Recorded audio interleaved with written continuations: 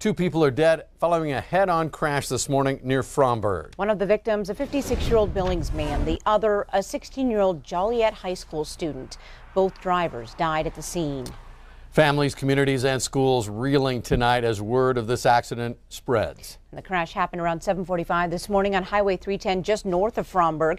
Montana Highway Patrol says a Dodge Ram driven by the 16-year-old Joliet student was headed north when it crossed over into the southbound lane for unknown reasons and collided head-on with the Ford pickup. Now, the boy's 12-year-old sister was also injured in the crash. She's being treated for broken bones but is expected to be okay.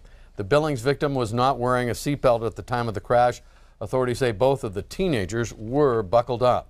Although authorities have not officially released the names of the victims, we do know much more about one of the drivers. The death of 16-year-old Paul McKay has Joliet High School and its football team rallying around their friend and teammate.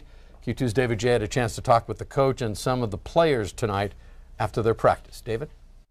Well, Jay, Janelle, Coach George Warburton says the team motto has been forte, or strength, and he has used football adversity for life lessons. Today, players and coaches called upon that strength for the team, school, and community.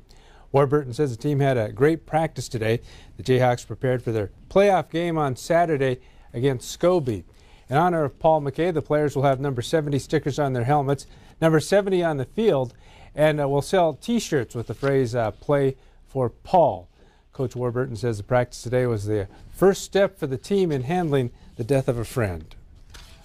Our coach has been really well about teaching us adversity this year, and it's been a really good life lesson, not knowing this is going to happen, but when it did happen, we were there and we were strong enough to handle it. We had adversity at the beginning of the year, but we didn't know something like this was going to happen at this time of the year, so it was a very good practice for what kind of day it was for us. Paul McKay had one of the brightest smiles that I've ever seen. Every time I'd see him, he'd tell me hello.